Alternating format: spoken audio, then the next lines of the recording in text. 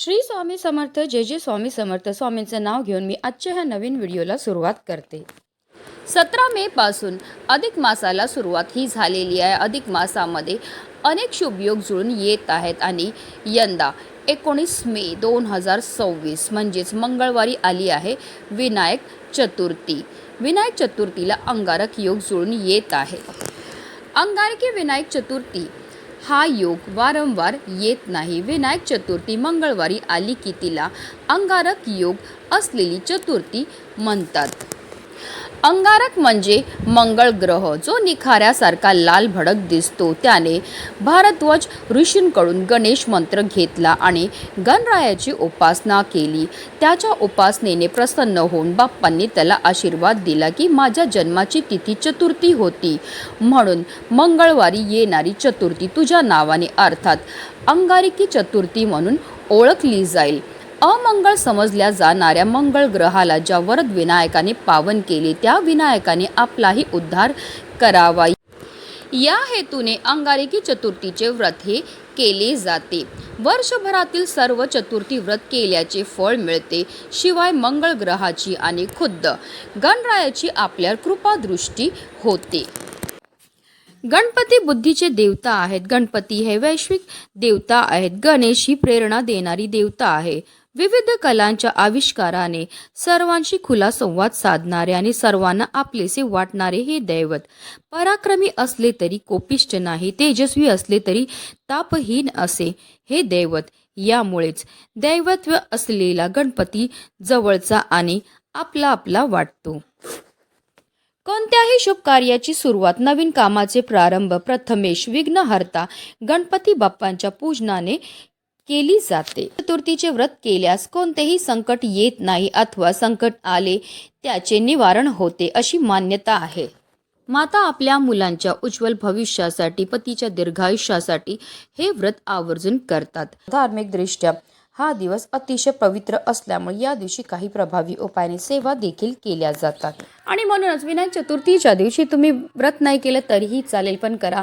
हिरव्या मुगांचा अत्यंत प्रभावी उपाय, हा उपाय केल्यामुळे आपल्या मुलांच्या आयुष्यामध्ये असणारे सर्व दोष, संकट, विघ्न तर दूर होणारच आहेत, पण आपल्या मुलांवर कधी कोणत्याही प्रकारचं वाईट संकट हे येणार नाही। तर हा हिरव्या मुगाचा उपाय आपल्याला कसा करायचा, कोणत्या वेळेत करायचा त्याबद्दल सविस्तर आणि महत्त्वाची अशी माहिती मी तुम्हाला या व्हिडिओमध्ये देणार आहे। तर व्हिडिओ पूर्ण पहा आणि जर चॅनलवर नवीन असतील तर चॅनलला सबस्क्राईब करा आणि शेजारी बेल आयकॉन सुद्धा प्रेस करा, जेणेकरून तुम्हाला माझ्या नवनवीन व्हिडिओचं नोटिफिकेशन हे मिळत राहील आणि तुम्ही एक पण व्हिडिओ मिस करणार नाही। कमेंटमध्ये ओम गणपतये नमः लिहायला विसरू नका। विनायक चतुर्थीच्या दिवशी आपल्याला ब्रह्ममुहूर्तावर उठायचं आणि अंथरुणामध्येच आपल्याला गणपती बाप्पांचं स्मरण करायचं आणि दिवसाला सुरुवात ही करायची, स्वच्छ स्नान करायची आहे आणि त्यानंतर जर शक्य असेल तर लाल किंवा पिवळ्या रंगाचे आपल्याला वस्त्र परिधान करायचे। सर्वप्रथम आपल्याला सूर्यदेवांना जल अर्पण करायचे। जल अर्पण करताना ओम सूर्यदेवाय नमः, ओम आदित्याय नमः या मंत्राचा आपल्याला जप करायचा। त्यानंतर आपल्याला सर्वप्रथम देवघरामध्ये दिवा हा प्रज्वलित करून घ्यायचा आहे, कारण कोणतीही सेवा किंवा कोणताही उपाय जर आपण अग्नीच्या साक्षीने केला तर त्यामध्ये आपल्याला निश्चित सफलता ही प्राप्त होत असते। त्यानंतर आपल्याला व्रत करायचा संकल्प हा करून घ्यायचा आहे। दिवसभर उपवास करायचा आहे। आपल्याला गणपती बाप्पांची षोडशोपचार पूजा करून घ्यायची। आता तुमच्याकडे गणपती बाप्पांची फोटो असेल तर त्यांना स्वच्छ पुसून घ्यायचं, मूर्ती असेल तर तामणामध्ये घ्यायचं आहे आणि त्यांच्यावर आपल्याला जलाभिषेक हा करून घ्यायचा। जलाभिषेक करताना आपल्याला गणपती अथर्व शीर्षमचं पठन करायचं आहे किंवा ओम गणपतये नमः या मंत्राचा आपल्याला जप हा करायचा आहे। जलाभिषेक करून झाल्यानंतर आवर्जून हे जे तीर्थ आहे ते आपल्या मुलांना प्यायला द्यायचं। असं केल्यामुळे आपल्या मुलांच्या बुद्धीमध्ये वाढ होते। त्यानंतर गणपती बाप्पांच्या मूर्तीला स्वच्छ पुसून पुन्हा त्यांच्या स्थानावर ठेवायचं आहे। यानंतर आपल्याला गणपती बाप्पांना शेंदूर लावून घ्यायचा आहे। गणपती बाप्पांना दुर्वा अर्पण करून घ्यायचे। दुर्वा अर्पण करताना आवर्जून आपल्या मनातली इच्छा व्यक्त करायचं आहे। लाल जास्वंदीचं फूल अर्पण करून घ्यायचं आहे। धूप, दीप, अगरबत्ती नैवेद्य दाखवून घ्यायचं आहे। तुम्ही मोदकाचा नैवेद्य दाखवू शकता की अगदी गुळ खोबऱ्याचा नैवेद्य दाखवला तरीही चालणार आहे। त्यानंतर आपल्याला गणपती बाप्पांची मनोभावे आरती ही करून घ्यायची आहे।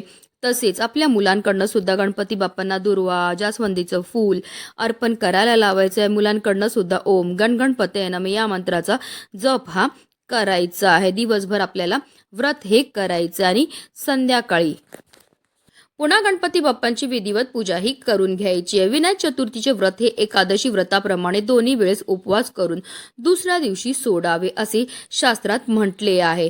आता जर तुम्हाला उपवास शक्य नसेल तर आपल्याला गणपतीची मनोभावे पूजा अर्चनाही करायची। ओम सिद्धिविनायकाय नमः या मंत्राचा जप करून व्रतपूर्ती करावी। अशा रीतीने आपल्याला पूजाही करून घ्यायची आहे। आता हा उपाय आपल्याला कधी करायचा, तर हा उपाय आपल्याला विनायक चतुर्थीच्या दिवशी तुम्ही संध्याकाळी 6 वाजल्यापासून रात्री 12 वाजेपर्यंत करू शकता। हा उपाय सुरू करायच्या अगोदर सर्वप्रथम आपल्याला देवघरामध्ये दिवा हा प्रज्वलित करून घ्यायचा आहे, कारण कोणतीही सेवा किंवा कोणताही उपाय जर आपण अग्नीच्या साक्षीने केला तर त्यामध्ये आपल्याला निश्चितच सफलता ही प्राप्त होत असते। आता गणपती बाप्पांना आपल्याला हळद कुंकू अक्षदा धूपदीप अगरबत्ती दाखवून घ्यायची, त्याचबरोबर स्वतःला सुद्धा आपल्याला हळद कुंकू लावून घ्यायचं आहे। आता हा संपूर्ण उपाय जो आहे तो आपण देवघरामध्ये बसूनच करणार आहे। तर ह्या उपायाकरता आपल्याला 108 हिरवे मूग जे आहेत ते लागणार आहे। जे हिरवे मूग आपण घेणार ते आपल्याला व्यवस्थित पाहून घ्यायचे, ते अखंड असावे, कुठेही तुटलेले फुटलेले किंवा खराब झालेले नसावे। आता आपल्याला वाटीमध्ये 108 हिरवे मूग घ्यायचे, त्याचबरोबर एक हिरव्या रंगाचा कपडा सुद्धा घ्यायचा आहे। आता जर तुम्हाला एक मुलगा असेल तर तुम्हाला 108 हिरवे मूग घ्यायचेत आणि एक हिरव्या रंगाचा कपडा घ्यायचा आहे, आणि जर तुम्हाला 2 मुलं असतील तर तुम्हाला 2 हिरव्या रंगाचे कपडे घ्यायचेत आणि 108 असे करून तुम्हाला 2 मुगाच्या वाट्या सुद्धा तयार करून घ्यायच्यात। एका मुलाकरता वापरलेल्या ज्या उपायाच्या वस्तू आहेत त्या तुम्हाला दुसऱ्या मुलाकरता वापरता येणार नाही। त्याचबरोबर जर तुमची मुलं नोकरी शिक्षणानिमित्त बाहेरगावी असतील तर हा उपाय कसा करायचा ते सुद्धा तुम्हाला पुढे व्हिडिओमध्ये मी सांगणार आहे। आता जो आपण हिरव्या रंगाचा कपडा घेतलाय तो आपल्याला गणपती बाप्पांसमोर ठेवायचा आणि 108 हिरव्या मुगाची जी वाटी आहे ती घेऊन आपल्याला आसन घेऊन देवघरासमोर बसायचं आहे। आता त्या 108 हिरव्या मुगामधनं आपल्याला एक मूग आपल्या उजव्या हातामध्ये घ्यायचा। ओम गणपते नमः या मंत्राचा आपल्याला जप करायचा, आपल्या मनातली इच्छा बोलायची आणि त्यानंतर हा हिरवा मूग जो आहे तो आपल्याला त्या हिरव्या रंगाच्या कपड्यावर ठेवायचा जो आपण गणपती बाप्पांसमोर ठेवलाय। पुन्हा आपल्याला दुसरा हिरवा मूग घ्यायचा आहे। ओम गणपते नमः या मंत्राचा जप करायचा आहे, त्याचबरोबर आपल्या मनातली इच्छा बोलून तो हिरवा मूग आपल्याला त्या हिरव्या रंगाच्या कपड्यावर ठेवायचं। अशा रीतीने आपल्याला 108 वेळा हिरवे मूग आपल्या उजव्या हातामध्ये घ्यायचे। 108 वेळा आपल्याला ओम गणपते नमः या मंत्राचा जप करायचा आहे आणि 108 वेळा आपल्या मनातली इच्छा बोलून आपल्याला हे हिरवे मूग जे आहेत ते त्या हिरव्या रंगाच्या कपड्यावर ठेवायचे आहेत। आता जे 108 हिरवे मूग आपण त्या हिरव्या रंगाच्या कपड्यावर ठेवलेले त्याची एक पोटली ही तयार करून घ्यायची आणि ही पोटली आपल्याला गणपती बाप्पांसमोरच ठेवायची आणि त्यानंतर हात जोडून मनोभावे आपल्याला गणपती बाप्पांना प्रार्थना करायची। आपल्या मुलांच्या आयुष्यामध्ये असणारे जे संकट आहेत, विघ्न आहेत, दोष आहे, दारिद्र्य आहे ते दूर करण्याकरता मनोभावे प्रार्थना ही करायची आहे। किंवा आपल्या मुलांची एखादी इच्छा असेल जी काही केली नाही पूर्ण होत नसेल तर ती इच्छा पूर्ती करण्याकरता आपल्याला गणपती बाप्पांना प्रार्थना ही करायची आहे। त्यानंतर रात्री जेव्हा आपली मुलं झोपायला जाणार आहेत तेव्हा ही पोटली गणपती बाप्पांजवळ आपल्याला उचलायची आणि त्यांच्या उशाखाली नेऊन ठेवायची। आता तुम्हाला एक मुलगा असेल तर एक पोटली तुम्हाला मुलांच्या उशाखाली नेऊन ठेवायची, 2 मुलं असतील तर 2 मुलांकरता वेगवेगळ्या 2 पोटल्या तयार करायच्यात आणि त्यांच्या उशाखाली ठेवायच्यात।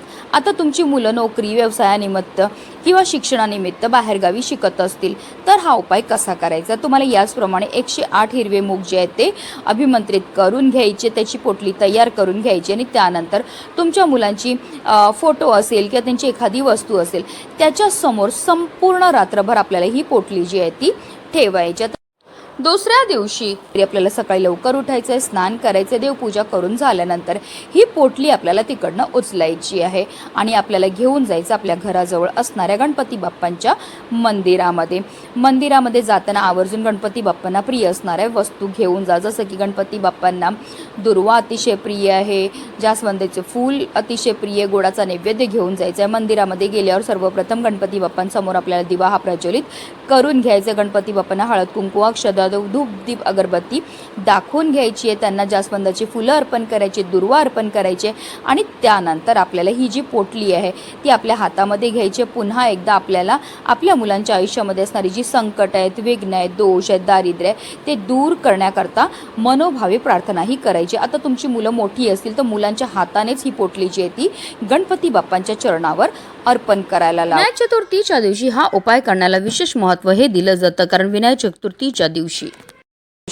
नेहमीच्या तुलनेत गणेश तत्व जे आहे ते 1000 सहस्त्रपटीने जास्त कार्यरत असतं. त्यांनी जर उपाय हा आपण मंदिरामध्ये जाऊन केला तर केलेल्या उपायाचं आपल्याला अतिशीघ्र फळ प्राप्त होत असतं. आपल्या मुलांच्या आयुष्यामध्ये असणारी सर्व संकट, विघ्न, दुःख, दारिद्र्य दूर होऊन त्यांची प्रत्येक क्षेत्रामध्ये भरभरून अशी प्रगती होणार आहे. म्हणूनच व्हिडिओ जास्तीत जास्त लोकांपर्यंत शेअर करा, जेणेकरून प्रत्येकाच्या मुलाच्या आयुष्याचं कल्याण हो हीच मनामध्ये इच्छा.